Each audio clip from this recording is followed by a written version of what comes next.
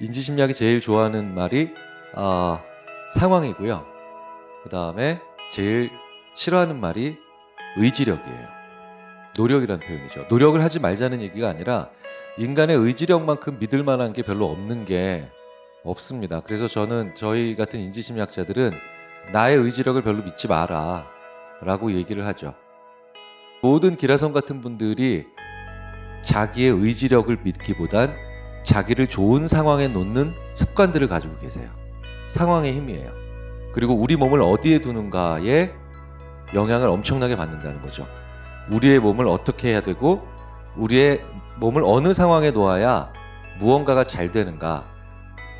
우리 인간은 감각의 수가 많아질수록 더 많이 학습합니다. 무슨 얘기냐? 강의가 끝나고 나면요, 제일 많이 배우는 분이 교수님이에요. 왠지 아십니까? 교수님은 말했거든요. 인간은 말한 걸 기억합니다. 자, 그런데 우리는 일반적으로 강의실에서 교수님들이 말씀을 하시고 우리는 그걸 듣고 요약을 하죠. 자, 그런데 내가 어떤 사람의 이야기를 들으면서 그 사람의 것을 내가 말해보고 그걸 요약하면 놀랍게도 몇 년 이상이 지나고 난 다음에도 그대로 기억이 나는 경우가 굉장히 많습니다. 왜 그럴까요?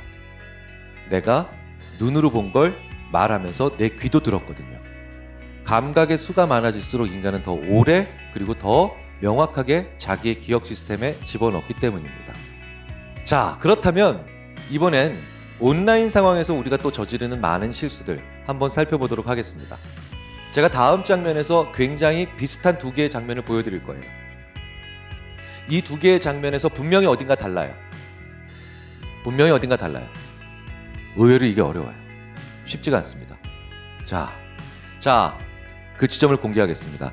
지금 저 여성의 우리가 보는 방향으로 오른쪽 허리 부분에 주차 관련된 라인선, 그 선이 바뀐 거죠. 이 두 그림을 왼쪽과 오른쪽에 놓고 하나씩 보면 1초 만에 다 찾아냅니다. 여기 하고 다 찾습니다. 그런데 이게 거의 시간적으로 붙어 있으니까 이게 어려워지는 거예요. 제가 왜 이 말씀을 드릴까요? 인간은 동시에 여러 가지 일을 절대 할 수가 없습니다.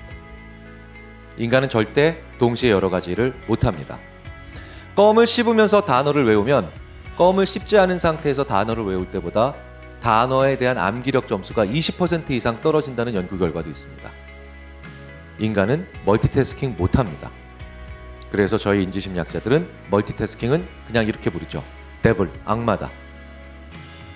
핸즈프리 혹은 블루투스 이런 걸 가지고 통화를 하시면서 운전을 하시면 두 손은 여전히 자유롭게 쓸 수 있기 때문에 현행법상으로는 처벌을 받지 않으시지만 하지만 이건 음주운전보다 더 위험한 일입니다. 왜? 이것도 멀티태스킹이거든요. 자, 무슨 얘기냐?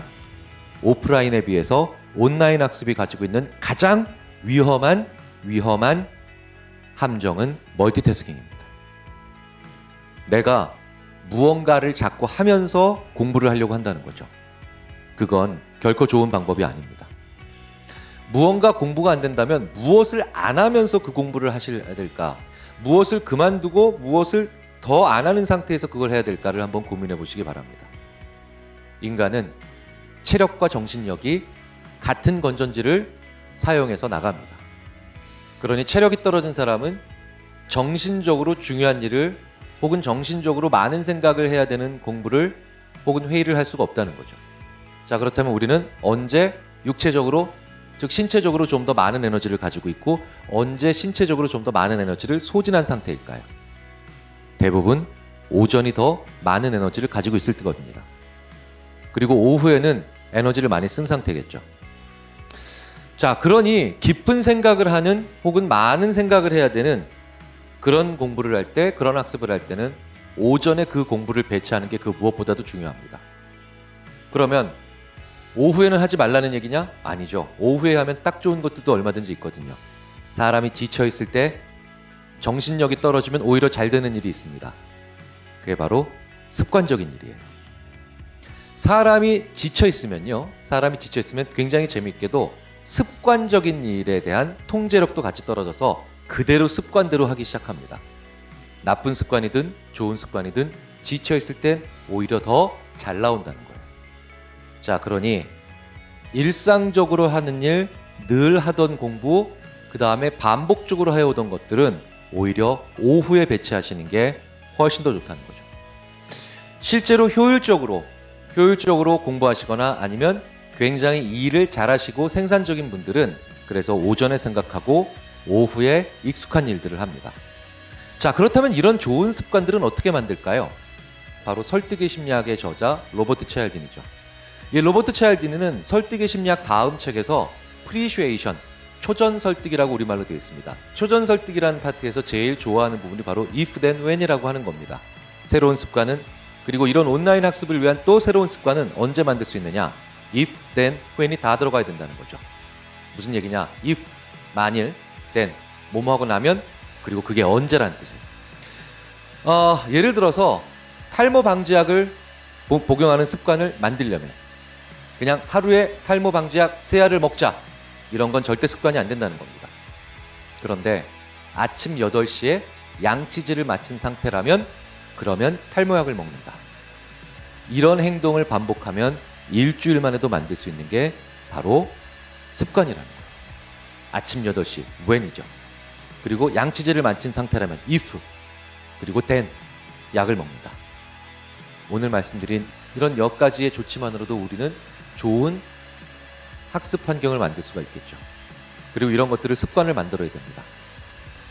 이 코로나 팬데믹은 우리로 하여금 무언가 다르게 살아야 되겠다는 생각을 하게 만들죠.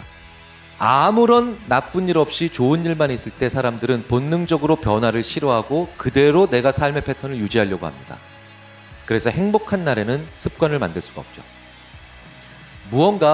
무언가 평상시와는 다르고, 그리고 그 다름이 별로 좋은 상태가 아니며 다소 침울해져 있는 그런 상황이 새로운 습관을 만들기 위한 가장 좋은 상황이며, 그리고 직전에 말씀드렸던 로버트 치알디니의 if then when은 바로 내가 해볼 수 있는 작은 조치들입니다. 오늘 말씀드릴 이런 내용들을 실천에 옮기시려면 바로 시간을 하나 정해놓고 어떤 행동 다음에 할 것인가를 한번 고민해 보십시오. 그리고 그 반복을 통해서 일주일 혹은 2주일만 하시면 나는 새로운 습관을 만들 수 있습니다.